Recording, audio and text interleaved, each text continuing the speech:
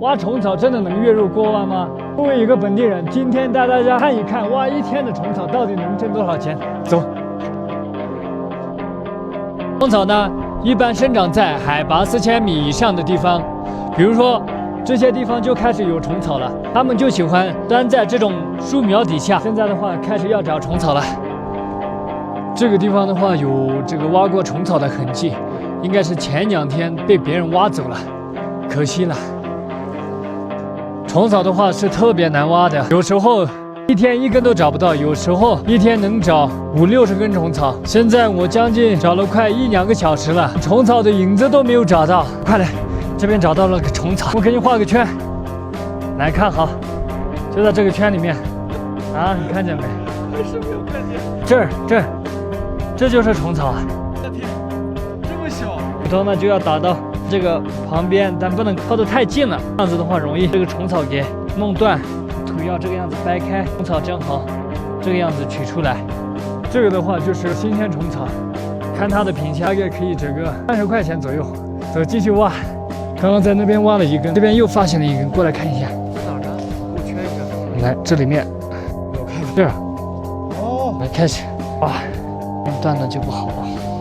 不能断，往它的侧面用手这个样子掰开，把它的根源。这个也很好，很新鲜。来，赶紧，这边虫草就多挖一点。又找到了1根，这个的话是第4根。这个虫草不是很理想，在哪儿呢？在这个位置，你看有人踩过了。来，开始挖，从它的侧面开始挖，这个样子翻上来。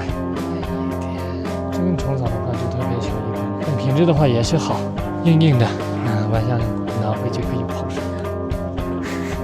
我真的发现了1个，你看这里，行，不是觉得得有虫子，这眼神可以吗？这根虫草的话特别的好，应该是这段时间长出来的，特别的新鲜，硬的。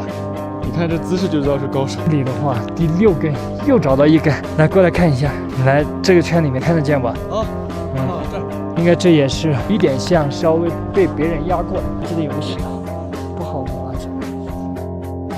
其实挖虫草的话真的很不容易，我们都是趴着走的，前面也是，而且挖虫草的时候会遇见藏马熊，一是野生虫草特别的稀少，二是它挖着很危险，这就是野生虫草为什么贵的原因。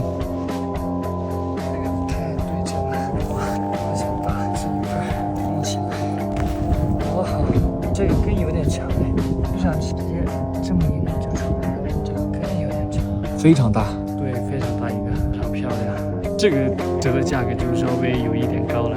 兄弟们，现在差不多了，太阳也下山了，我们也该下山了。来，今天看看今天的收获，1、2、3、57。现在这里的话有20根，市场价格的话差不多200多块钱，月入过万是有点难了，每日挣个200-300块钱是不成问题的。最后，兄弟们想来甘孜这边挖虫草的可以联系我，我带大家玩。